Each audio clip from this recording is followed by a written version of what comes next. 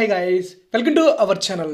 ఈరోజు మన ఈ వీడియోలో ఐపీఎల్కి సంబంధించి మెగా యాక్షన్, ఇంకా రిషబ్ పంత్ టెస్ట్ అండ్ కేకేఆర్కి సంబంధించి ఇంకా ముంబై ఇండియన్స్కి సంబంధించి చాలా మంచి ఇంట్రెస్టింగ్ ఐపీఎల్ అప్డేట్స్ అయితే రావడం జరిగినాయి. సో అప్డేట్స్ అండి ఏంటో ఈరోజు మనం ఈ వీడియోలో 1 by 1 అయితే చూసేద్దాం. గ్యాస్ వీడియో చాలా ఇంట్రెస్టింగ్ ఉంటుంది.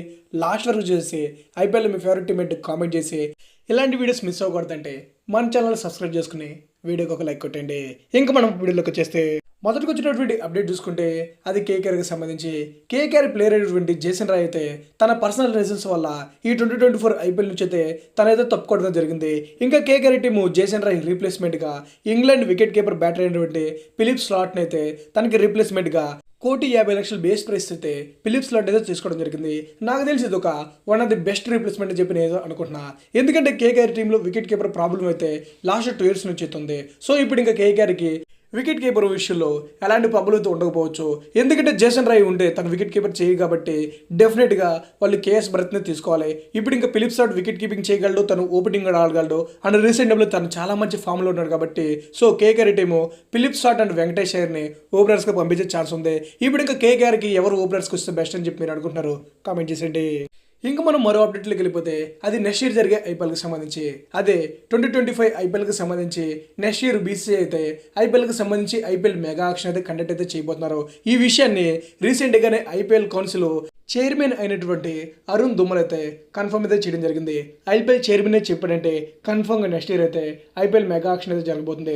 ఇప్పుడు ఇంకా మెగా యాక్షన్కి సంబంధించి ఆయన రూల్స్ ఎలా ఉంటాయి అనే విషయం మీద కూడా చిన్న క్లారిటీ ఇచ్చాడు. అదేంటంటే నెక్స్ట్ ఇయర్ ఒకవేళ ఐపీఎల్ మెగా యాక్షన్ జరిగితే 3 ఇండియన్ ప్లేయర్స్ అండ్ ఒక ఫారిన్ ప్లేయర్, లేకపోతే 2 ఫారిన్ ప్లేయర్స్ అండ్ 2 ఇండియన్ ప్లేయర్స్ని అయితే ఏ టీమ్ అయినా రిటర్న్ చేసిన ఛాన్స్ ఉంది. ఇక మిగిలిన ప్లేయర్స్ అందరినీ వాళ్ళైతే రిలీజ్ చేయాలి. ఇంకా మెగా యాక్షన్ జరిగిన ప్రతిసారి ఐపీఎల్లో ఏదో ఒక చేంజ్ అయితే వస్తుంది.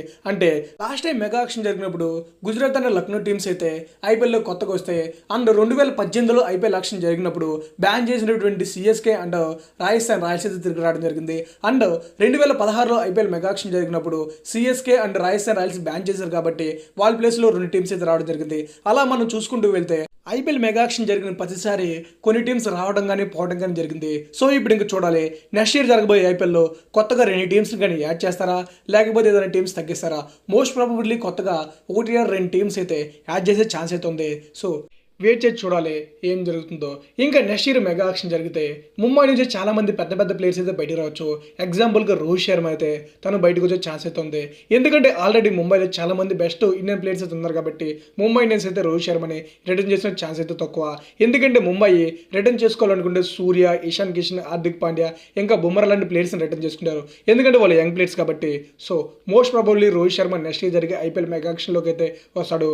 ఇప్పుడు ఇంకా రోహిత్ శర్మ మెగా యాక్షన్లోకి వస్తే తనకి ఎంత ప్రైజ్ వస్తుంది, తను ఏ టీం కొంటుందని చెప్పి మీరు అనుకున్నారు అనేది కామెంట్ చేసేయండి.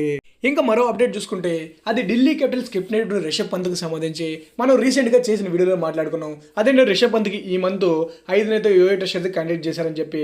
సో రిషబ్ పంత్ టెస్ట్ అయితే ఈ మంత్ 5 అయితే కండక్ట్ చేశారు. దానికి సంబంధించి ఈ రోజు బీసీసీ అయితే రిషబ్ పంత్ యొక్క టెస్ట్ యొక్క రిజల్ట్ అయితే అనౌన్స్ చేయడం జరిగింది. అదేంటంటే రిషబ్ పంత్ టెస్ట్లో పాస్ అయ్యాడు అండ్ తను ఐపీఎల్కి సంబంధించి ఎన్ఓసి కూడా అయితే పొందడం జరిగింది. ఎన్ఓసి అంటే నో అబ్జెక్షన్ సర్టిఫికేట్. బీసీసీ కాంట్రాక్ట్లో ఉన్న ఏ ప్లేయర్ అయినా ఎన్ఓసి పొందినాకే తనైతే ఐపీఎల్కి వచ్చి ఆడే ఛాన్స్ అయితే ఉంది. కాబట్టి ఫైనల్గా రిషబ్ పంత్ అయితే తను టెస్ట్ పాస్ అయ్యి ఎన్ఓసి అయితే పొందడం జరిగింది. ఇంకా రిషబ్ పంత్ ఐపీఎల్ ప్రాక్టీస్ ఎప్పుడు స్టార్ట్ చేసిన చూసుకుంటే ఇంకొక 1 or 2 డేస్లో అయితే తను ఐపీఎల్కి సంబంధించి ప్రాక్టీస్ అయితే స్టార్ట్ చేస్తారు. ఇంకా రిషబ్ పంత్ ఐపీఎల్ ప్రాక్టీస్ ఎక్కడో కాదు మన వైజాగ్లో చేస్తాడు.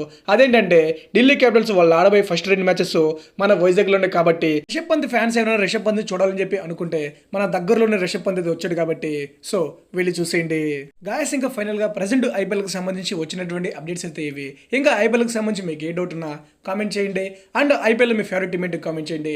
ఇంకా రీసెంట్లో మన వీడియోస్ చాలా మంది చూస్తున్నారు కానీ బట్ లైక్ చేయట్లేదు గాయస్. మీరు లైక్ చేసిన వీడియోస్ ఎక్కువ మందికి వెళ్తాయి. సో వీడియో చూసిన వాళ్ళు వీడియో నచ్చితే కొంచెం లైక్ చేయండి అండ్ ఇప్పటివరకు ఎవరైనా ఛానల్ సబ్స్క్రైబ్ చేయకపోయినా సబ్స్క్రైబ్ చేసేయండి. ఎందుకంటే ఐపీఎల్ దగ్గరకు వచ్చేసింది కాబట్టి మనం రెగ్యులర్గా వీడియో చేస్తాం, అవన్నీ మిస్ అవ్వకూడదని. So thanks for watching. Have a nice day.